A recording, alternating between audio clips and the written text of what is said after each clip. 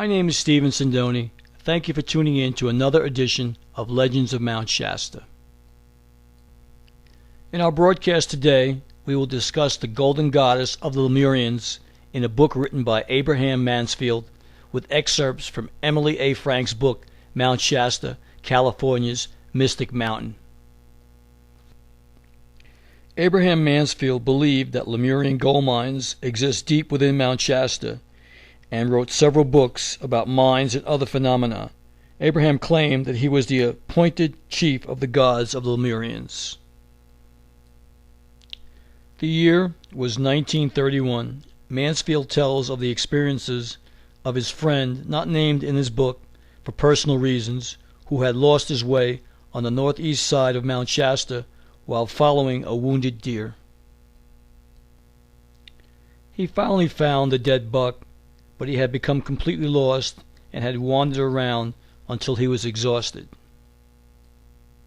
Quoting from Mansfield's book, about 3:30 a.m. he heard something saying, "Why don't you come with me?" My friend looked up, and to his surprise there stood a being 7 feet tall who said, "I am a Lemurian. What are you doing here?" Mansfield then divulges the experiences of his friend, who was taken voluntarily to a palace and gardens beneath Mount Shasta. His friend and the Lemurian kept going down, down, down, and finally the Lemurian said, "We are here in the shaft of gold, and it is only a little further to my cave, which is lined with gold.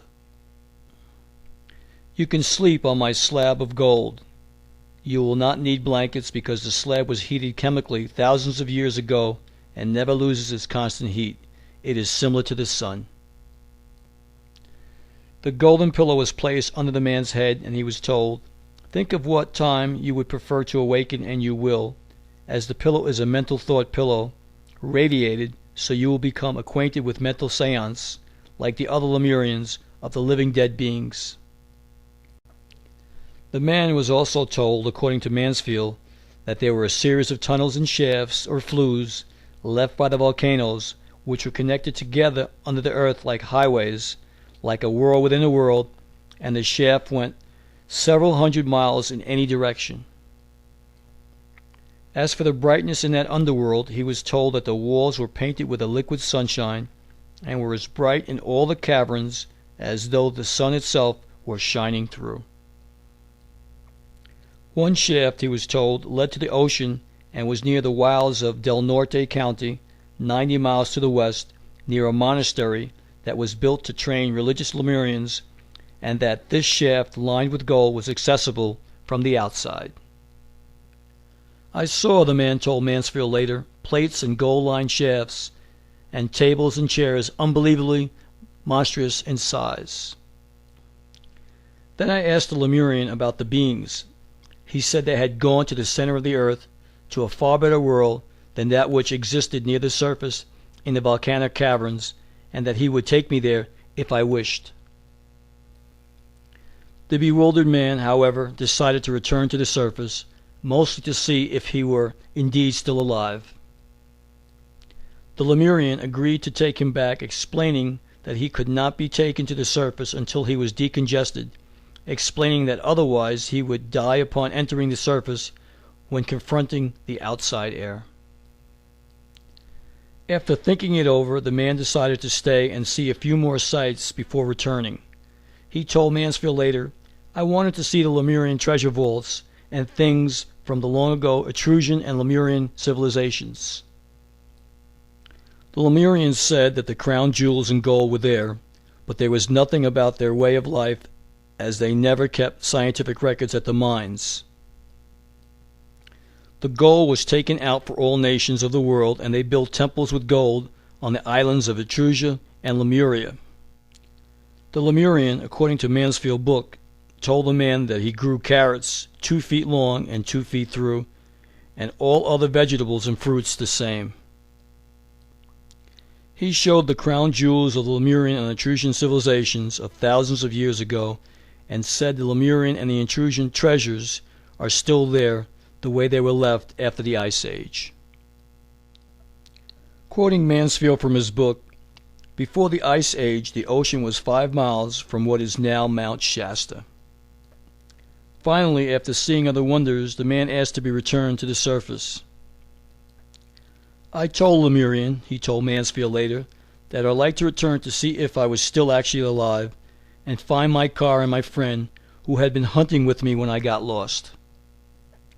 I explained that he must be worried by now, as I had my car keys in my pocket and it was a long walk home for him.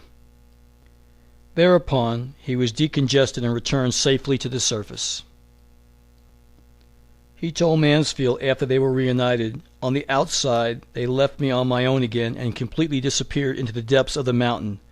I wandered around looking for the road and my car. Finally I said to myself, "You fool, get down off this mountain and start over. Go up the old emigrant road that you were on and find your car where you and Mansfield left it yesterday, or whatever day it was." He found his car in Mansfield, who said he had nearly frozen to death the night before. As they left the mountain, they compared notes, discovering that they had both had former eerie experiences, and Mansfield revealed that he was acquainted with the shafts of gold and the plates of time from happenings in his own life. His friend said to him, "You speak of the shaft lined with gold, the plates of time, and the Yukian of God's sciences. I saw the Yukian on the walls of the caves I slept in, and as the plates of time state, it is time to tell the world, and you were the one chosen for the mission." Mansfield explains that the plates of time were assembled thousands of years ago. The Ice Age was coming on, which meant total destruction. The rulers of that ancient civilization were highly educated and had highly civilized sciences, including atomic power. They tried to combat the ice floes by melting them. They blew deep holes in the earth. The more melting, the more water, earthquakes, and volcanic action. Their civilization was destroyed by the use of atomic power. The plates of time were assembled for future generations to preserve the knowledge that they had about atomic power, so that a new generation would use it wisely and respect the powers of God in any and all things from beginning to end of all worlds and time. I like to end by saying, if we do not learn from the past, we will be doomed to repeat it. Thank you for tuning in to the broadcast of the Golden Goddess of the Lemurians.